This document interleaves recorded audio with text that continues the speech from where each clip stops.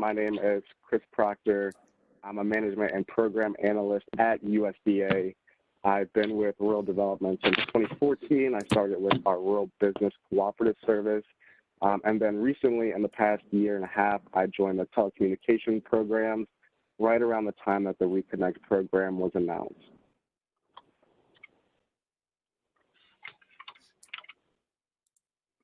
Okay, so today we are going to talk ReConnect. Here is our run of show for the presentation. We'll start with a program update, really looking at how the first round of funding went. I'll then go into an overview of the program and talk about our most recent funding opportunity announcement. You may hear me refer to this as a FOA. We'll go into a little bit of the nitty-gritty of the program, talking about eligibility, specific requirements, scoring criteria. We are currently in our second round of funding, so I'll talk a little bit about what changed from round 1 to round 2. And the next step section, I'll talk about where we currently are in the program. And then I'm going to ask folks, you can submit questions throughout the presentation through the chat box, but I'm going to hold off until the very end to answer those questions. Okay, so the ReConnect program update from our first full round of funding. So we have 3 products under the ReConnect program: a 100% grant, a grant loan combination where the grant loan is generally going to equal the loan amount, and a 100% loan option. For the 100% grant, we received 78 applications requesting $522 million. These applications represented 34 states and 151,000 households. For the combo, we received 53 applications requesting $637 million. These applications represented 32 U.S. states and 148,000 households. And then for our 100% loan product, we received 15 applications requesting $258 million, representing 22 states and 165,000 homes and businesses. For the combo, I want to jump back to that just for a quick second. Like I said, generally those amounts are equal, but applicants do have the option to substitute the loan amount for cash. And that's why you can see that $342 million was requested for grant and $295 million was requested for loan. In total, 146 applications were received, requesting over $1.4 billion. So we did get a high number of applications and requesting more money than we had available at the time. And to date, we've obligated over $710 million to fund 82 projects. So of the 146, we were able to fund more than half of those projects. I'm going to ask folks, if you're not speaking, to please mute your mic. It sounds like some people may be getting some background noise, so that might, help with those issues. Okay, so let's get into a little bit about the program overview. Okay, so this is really our timeline to date. In March of 2018, Congress passed the Consolidated Appropriations Act, and that is the legislation that gave USDA $600 million to run the broadband pilot program, that program we now call ReConnect. In December of 2018, we released the first funding opportunity announcement, and this document really lays out the policies and guidelines of the program. This is where we list out who's eligible to apply, what are the different requirements for the program, how we're scoring applications, and then we set forth things like application deadlines so folks know how long they have to submit their application. Last year, we opened the application window on April 23rd, 2019. We actually staggered the application deadline, so 100% loans were due first. The second deadline was for the combo award, and then the final deadline was July 12th for the 100% grant award. Late 2019 and about October is when we started announcing those awards, and we continue to do that. Actually, we should finish up all of round 1 award announcements within the next week or two. July through December is when I jumped ahead a little bit, but July through December is when we reviewed those applications, and then in October, those are when we started announcing the awards. This past December, we released the second funding opportunity announcement. That window officially opened on January 31st of 2020, so just a few weeks ago. And then we plan on closing that window, all three windows, the grant, the loan, and the combo, in about 3 weeks on March 16th.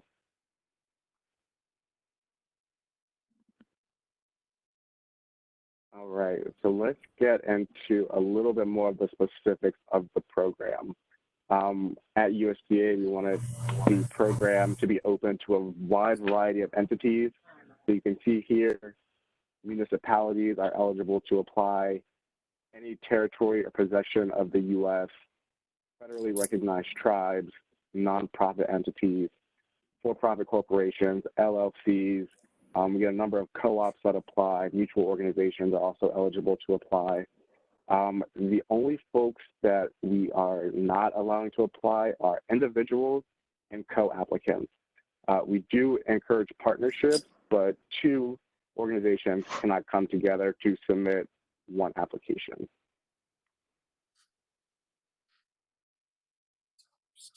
Okay, so here are a little more of the specifics of the three products that I mentioned, the loan, the combo, and the grant. I'm actually going to go across, so I'll start with build out speed here.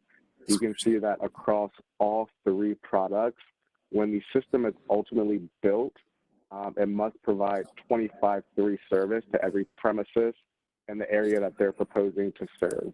And so that's 25 megabits per second downstream, 3 megabits per second upstream. The combo and the grant, we do provide preference to projects that are going to be providing at least 100 meg service symmetrical. So that's 100 megs downstream, 100 megs upstream. And I'll get into a little bit about how we do that later on in the presentation. Looking at the terms of the award, for the 100% loan, there is a $50 million max, and that loan is going to be set at a 2% interest rate. For the combo, the max award amount is also going to be $50 million. For the loan portion of the award, we are going to set that interest rate at the U.S. Treasury rate at the time that the applicant is drawing down those loan funds.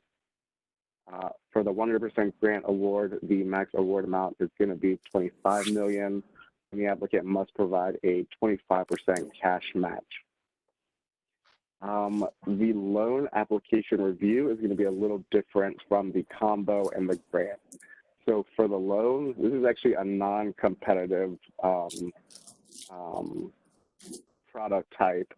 We accept loans on a rolling basis.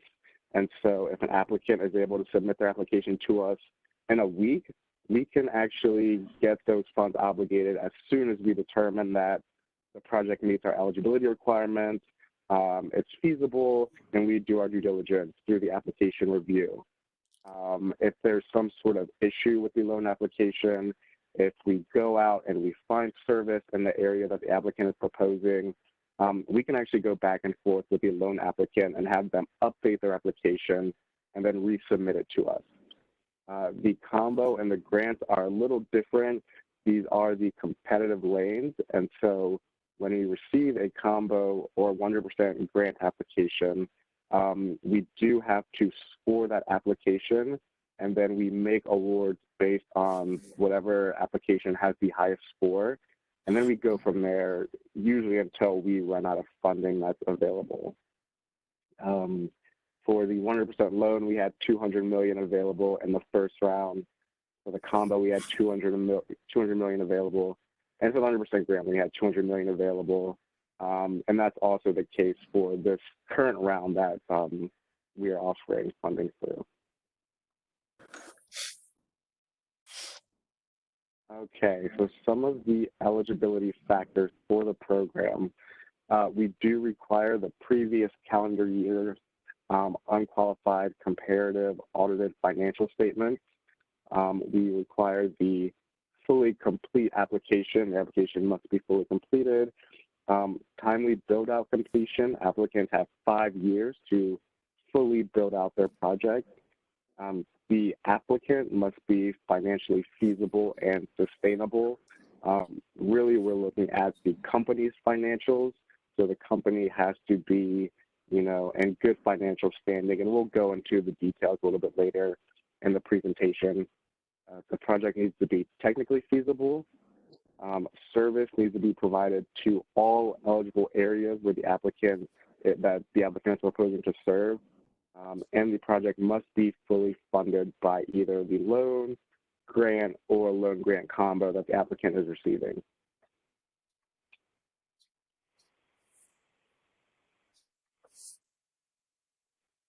Okay, so you'll probably hear me say this often. If you haven't heard me say it yet, I'm trying not to speak in the acronym, but Proposed Funded Service Area, PFSA, is what we generally call it, is the area where the applicant is requesting funds to provide broadband service.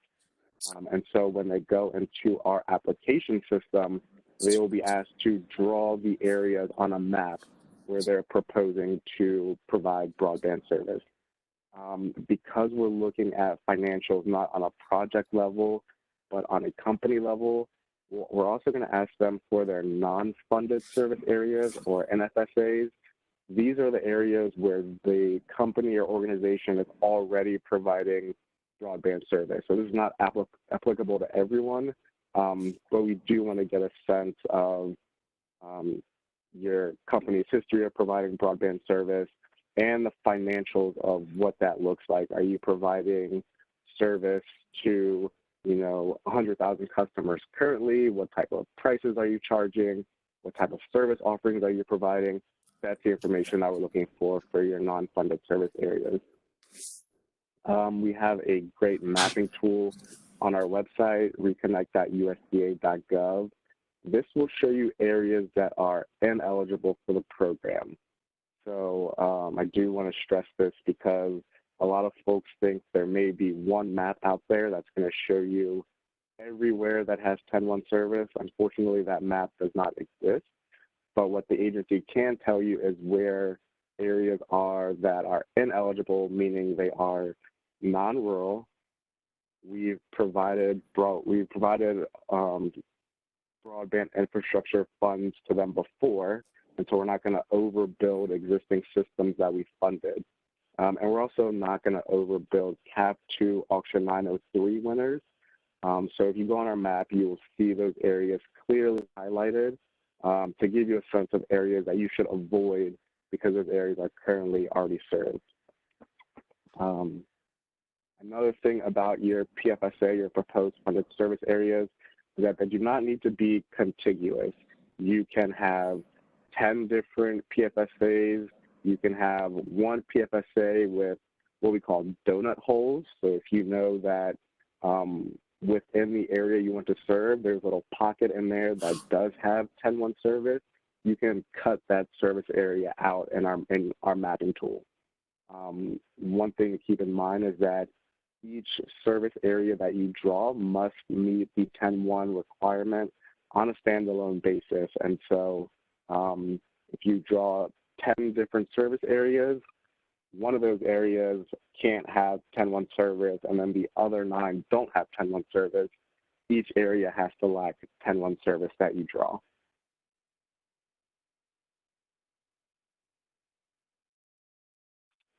Okay, so some key considerations. It's important to keep in mind that across all 3 products that we offer through the ReConnect program, 90% of households within the PFSA must lack sufficient access to broadband. I think this is important because we are only looking at the household level. So this does not include community buildings, police stations, hospitals, schools. Now, when the system is built out, it needs to provide that 25/3 service to all of those facilities.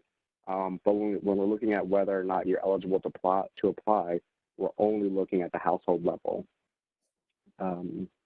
When you go into our application system and draw your proposed funded service area, you're actually going to have to identify what part of that shape is unserved.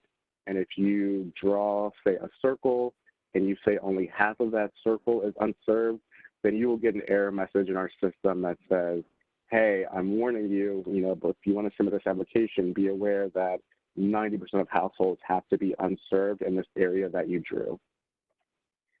I mentioned this earlier, multiple service areas will be treated as separate standalone service areas.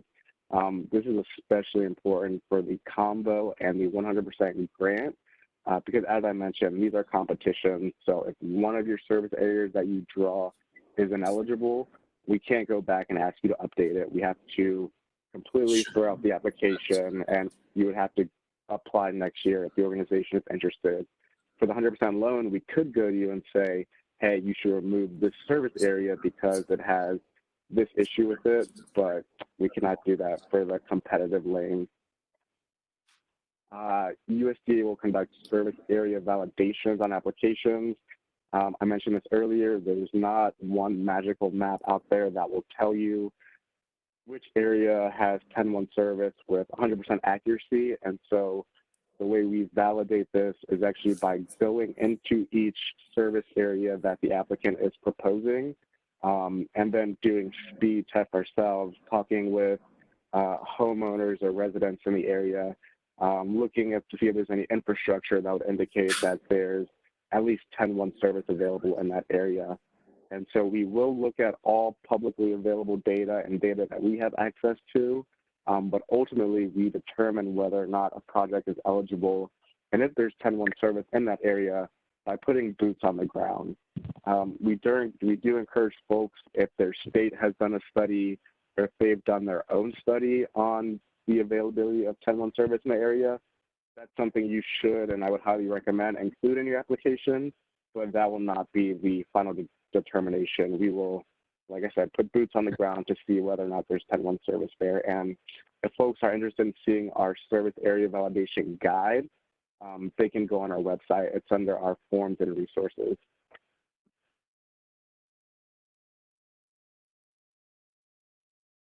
Okay, so eligible costs under the program. We will fund construction or improvement of facilities.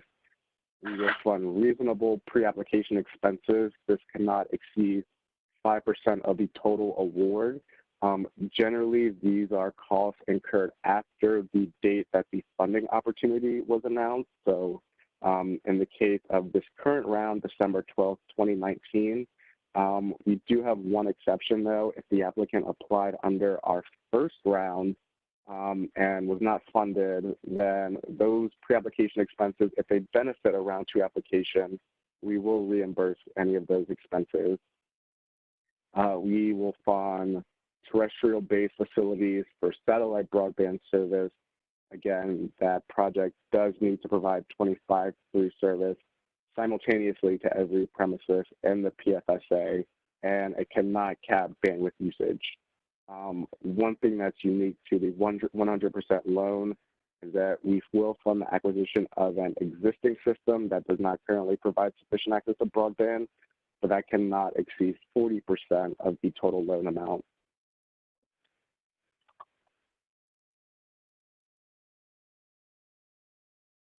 Okay, so now we're going to get into the network requirements, the financial environments, and financial requirements, and then the environmental requirements. So we are technology neutral. We do not care what type of technology you're using to for your project, as long as you're able to provide that 25/3 service. We will ask you to upload information on your network design, which is going to describe the technology that you're proposing to use. We'll have you provide information on your network diagram. You'll provide a build-out timeline and milestones. And then finally, we'll ask you to fill out a capital investment workbook, a capital investment schedule, and this will all illustrate to us that the system can meet that 5-year build-out deadline that's written out in the FOA. The network does have to be certified by a professional engineer. If your project is proposing to provide service in multiple states, then at least one of those states is going to have to provide that letter from a professional engineer that says that the network can provide the broadband service that's being proposed. And as I mentioned, we are technology neutral, so all we care about is that the applicant is meeting that 25-3 requirement.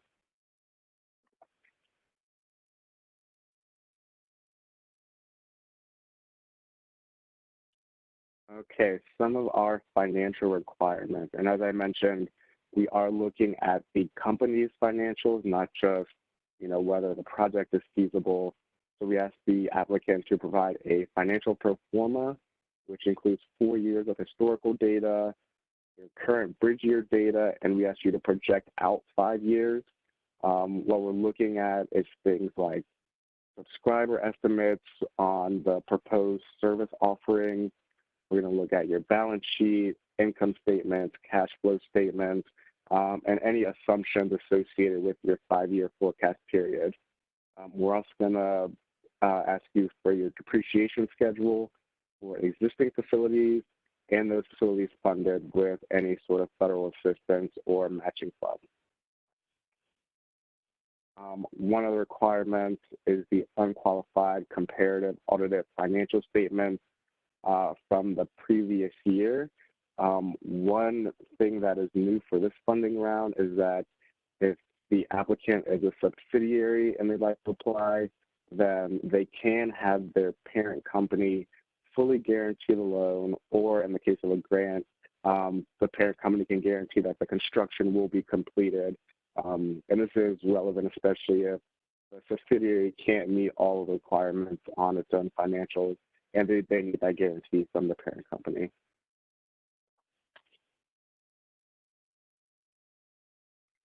Okay, on to our environmental requirements. So the goal of our environmental review is to minimize the potential for adverse impacts to the environment, and the sooner you can get this process started, the better. And here are a few tips that we have. Of course, number one, identify your PFSA and any environmental and or historic resources that could be impacted. Facilitate early consultation with the different agencies that you may need to work with, and then determine if your proposed funded service areas will impact native tribal land, protected farmland, or federal land. A part of NEPA, National Environmental Policy Act, is Section 106, and that says that even if your project could potentially affect land that's significant to tribal communities, then we will have to consult with that tribal community. So even if your project is not crossing tribal land, if there is land that is historically significant to a tribe or culturally significant, then that could hold up your project in the end, because we will have to consult with that tribal nation. Environmental questionnaires are a pretty sizable part of the application. We will ask you on the construction map to draw your sites and routes. For each site and route that you draw, you will need to fill out an environmental questionnaire, which is going to ask you things like, are you crossing tribal land? Are there any endangered species in this area? Things like that. So just the sooner you can get an understanding of that, then the less hurdles you'll have in your application. And this, not the final bullet point, but the second to last, we're going to ask you to draw your cable routes, your building locations, tower locations, equipment locations, all structures and facilities that are part of the project. And USDA could come back and request additional information, but that is primarily going to be for the 100% loan and not as much for the 100% grant or the grant loan combination. Okay, so here is how we're scoring the application. There are 25 points available for the rurality of the project. There are 2 ways to get the full 25 points. An application will either not give the 25 points or they will. The first way is that the population density of the areas that you are proposing to serve is 6 or less. And so across all of the areas you are choosing to serve or you're proposing to serve, we're going to look at the population according to the 2010 census divided by the square miles of that entire area. And if that population density is 6 or less, you'll get the 25 points. The second way to get the 25 points is that all of your proposed funded service areas are more than 100 miles from an urban center. And if you go on our website, reconnect.usda.gov, we do have a map up there, and you can see all of the areas that are more than 100 miles from an urban center.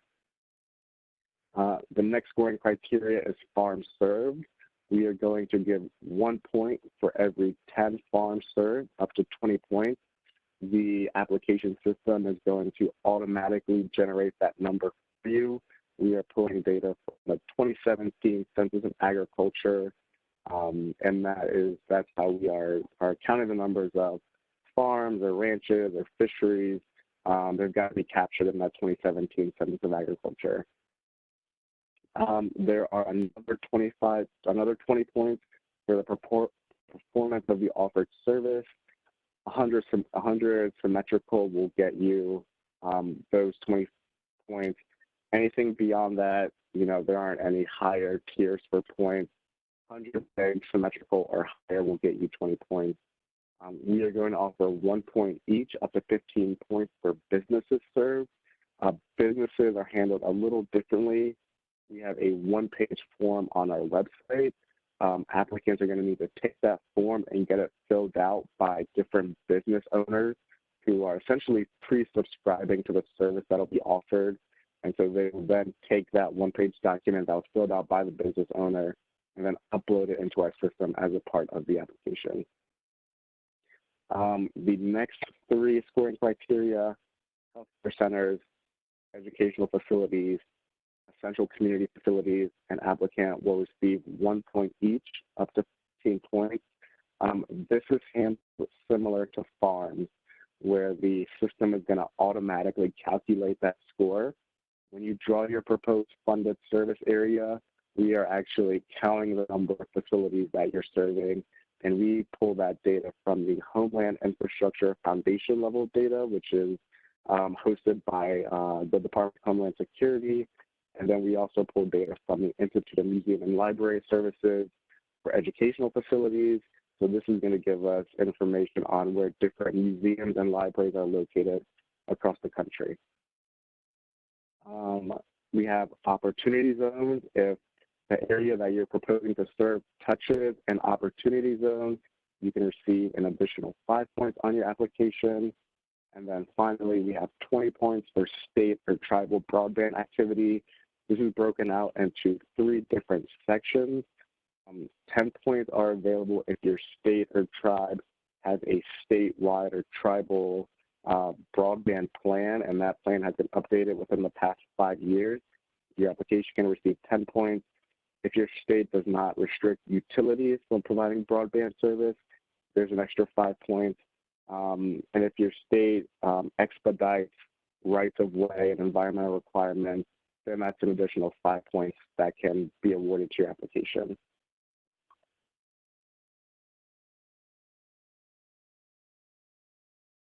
Okay, so the summary of changes from the first round of funding to the current round of funding that we are in.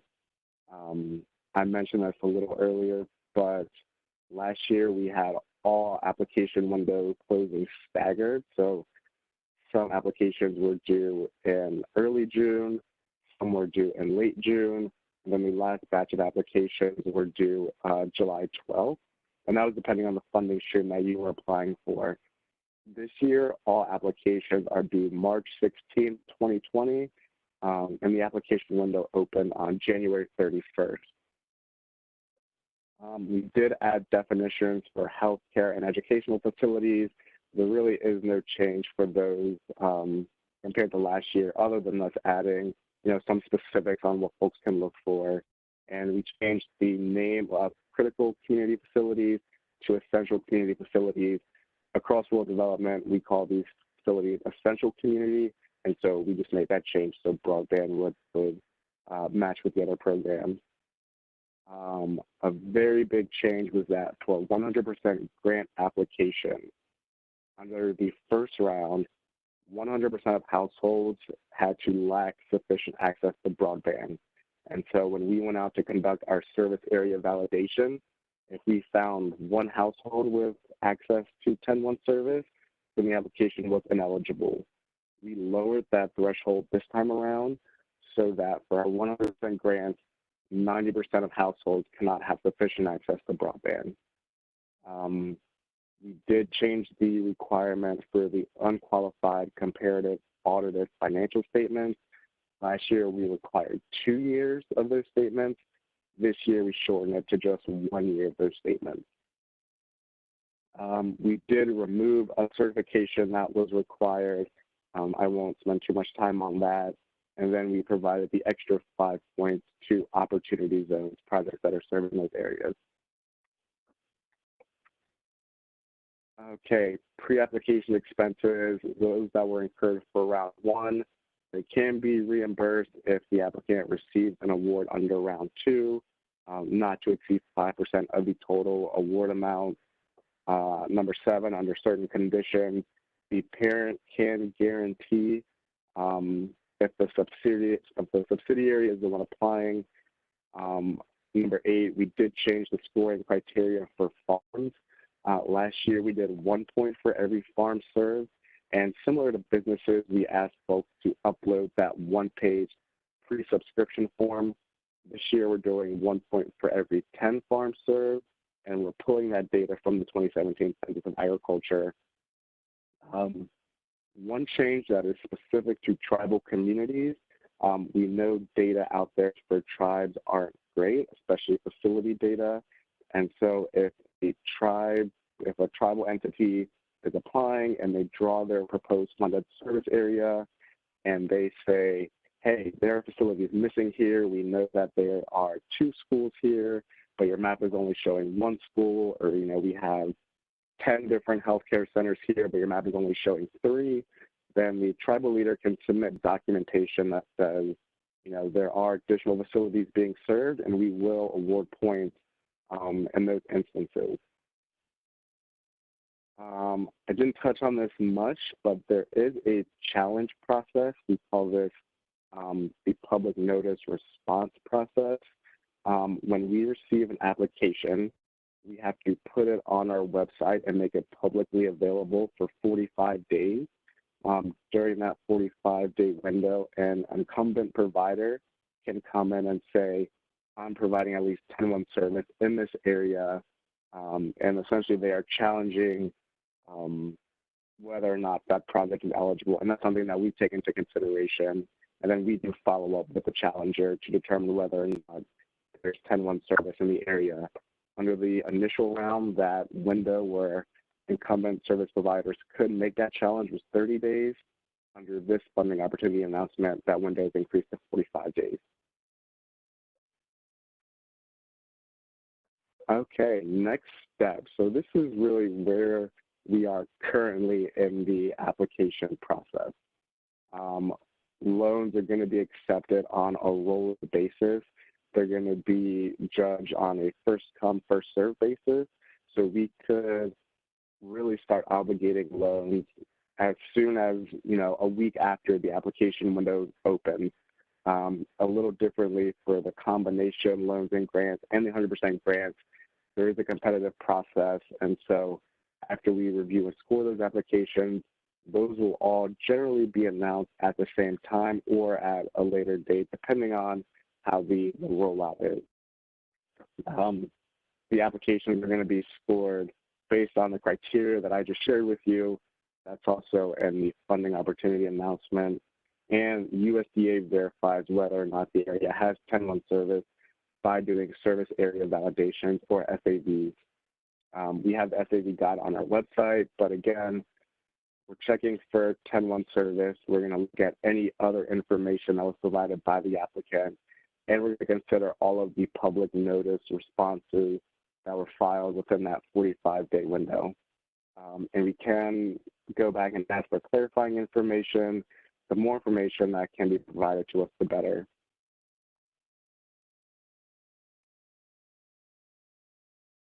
Okay, here is our link.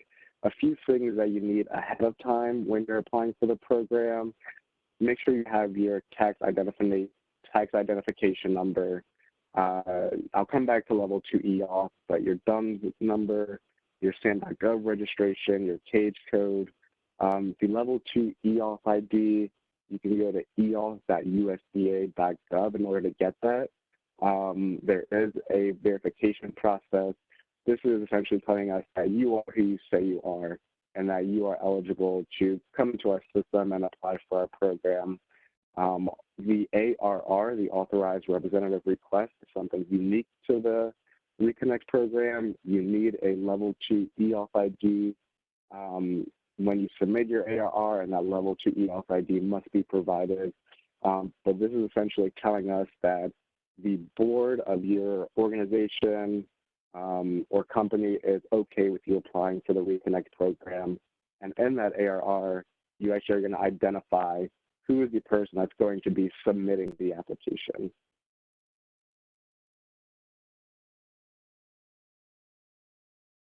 Okay, so over the past few weeks, we've been doing workshops across the country. We've been trying to make technical assistance as available as possible. Unfortunately, many of these workshops have happened already. We had a workshop in Seattle, in Denver. We recently finished up a workshop in Atlanta. And then this week, we will have a workshop in Arlington, Virginia. Really, we go over a lot of the information that I covered today, and then we take a deep dive into the financial, engineering, and environmental sections. A lot of the information provided at those workshops, you can also find on our website. We do post webinars on very specific pieces of the application system, like the service area map or the construction map, or just the financial section, the environmental section, just so folks have a clear understanding of how we expect those sections to be filled out. We have fact sheets on our website, FAQs. We update the FAQs after every workshop because we get different questions as we do webinars, as we do these in-person events, and so we're constantly updating that FAQ document on the ReConnect website. We have a help desk that folks can contact if they run into any issues. We also have a rural development e-connectivity toolkit. This not only talks about the ReConnect program, but also some of our other broadband programs and telecommunication programs that can help you, whether you're in the planning phase, whether you need funding for a feasibility study, or whether you're ready to go out and build the infrastructure and start deploying broadband. This is a great resource for no matter where you are in your project. All right. So now I'm happy to answer any questions that we have. Okay. Chris, first question we received is, the FCC 477 data shows the census block we wish to include in our PFSA is served by CATV. We have performed a physical inventory of broadband facilities in that census block. There are no CATV facilities there. When we include the census block in our PFSA, the ReConnect system rejects it. How do we challenge this? Okay, so unfortunately, there is no way to challenge an error message that you receive in the system. You can submit an application with warning messages, but you cannot submit an application with error messages. The CAT TV, that does not fall under CAP 2 Section 903, I believe. So you should be able to move forward in the application.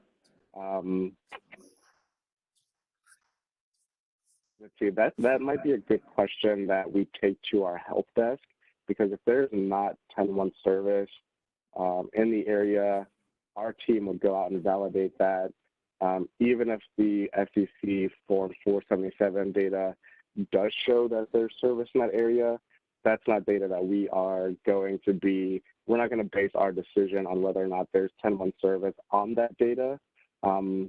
So if you're having issues getting around that, I would highly recommend submitting that to our help desk. Thank you. Regarding the financials, how do you count the capital required for backhaul circuits to connect or feed a PFSA that runs through an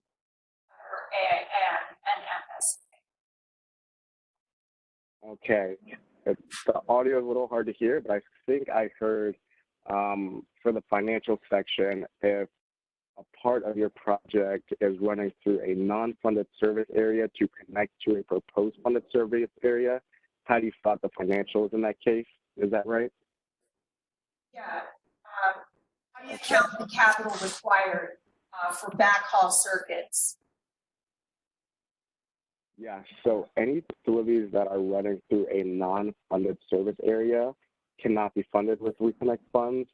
So we would ask you to prorate the cost of the facilities. So if you have, 10 different cables and, half of them are in the PFSA and half are not in the PFSA, then we would ask you to include the 5 cables in your financials that are in the PFSA and the other 5 in your non-funded service area section of the financials. So we're asking you to prorate those. Should we go to the ReConnect USDA.gov to review the definitions for healthcare facilities? The reason being is we did receive a question. Are healthcare centers only hospitals, or does it include all forms of healthcare such as dialysis centers, doctors and physicians' offices, pharmacies, dentists, etc.? All of those facilities should be included. Again, it has to be captured by the Homeland Infrastructure Foundation level data. But yes, we do include, different types of medical centers, whether they're specialized or it's a hospital. We do include the pharmacies and things like dentist office. So yes, that is all included.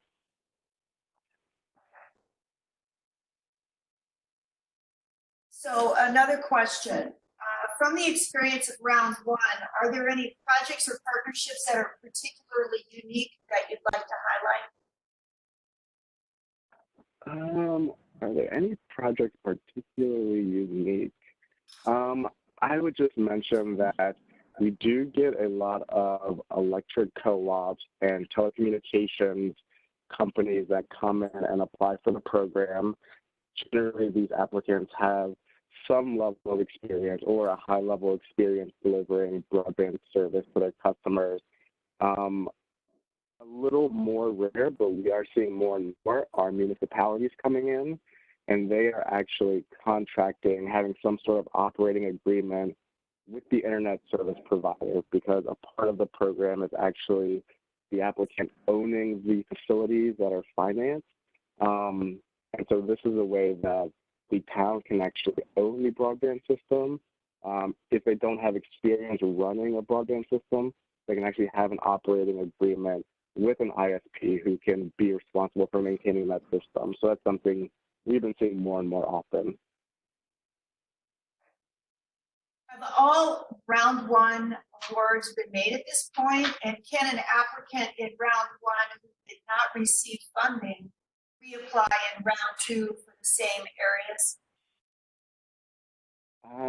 So we are still making award announcements. I want to say about 80 to 90% of awards have currently been announced, and those are listed on our website. So you can actually see a short description of the project and the type of technologies that are being proposed. If an applicant did not receive round 1 funding, they can come back in and apply. I would just be aware of the reason that your application was rejected in round 1. If there was service found in the territory that you were proposing to serve, get a better sense of where service is found. For the 100% grant, keep in mind that we did lower the threshold. So you could submit the same application if you're confident that at least 90% of households do not have sufficient access. If you're not confident, maybe remove the service area where service is found or modify it in some way. But yes, absolutely, applicants can come back in for funding under round two if they were not funded under round one. Okay. Is there a way to contest? Is there a way to contest an exempt area, such as the case where geography was funded under BIP or BTOP, but has not been and will not be built? I'm sorry, can you repeat that question one more time? Okay, is there a way to contest an exempt area, such as the case where a geography was funded under BIP or BTOP, but has not been and will not be built? Currently, there is not. You can see all of the areas that RUS has funded in the past on our website. This is currently something that we've been talking about for a while now, but proposing a regulation whereby if a past recipient is not providing the 10-1 service, or they are delinquent, or the project fell through for some reason, then there would be a challenge process. But as of now, that does not exist. And you can see areas on our website of protected broadband borrowers and areas that you should avoid drawing your proposed funded service area. Perfect. Can you just go into a little bit more about eligible areas and how determining an area that actually lacks coverage is eligible? Is there a way to contest whether an area is truly served or unserved? Yeah, so when we're looking at eligibility, we're looking at the household level. And so no matter what product you're applying for this year, at least 90% of households need to lack that 10-1 service. Ultimately, we will look at any information that the applicant provides to us. We make that determination by going out into each service area that the applicant is proposing to serve and talking with folks, doing our own speed test, looking for any infrastructure that might indicate that broadband service is available in the area. If someone is applying for an area where you know there's 10-1 service, you can submit the public notice response and all the service areas on our website that are being proposed to be served, along with the applicant, the route amount that's being requested, a description of the project. So that is a way to challenge areas that other folks are proposing to serve.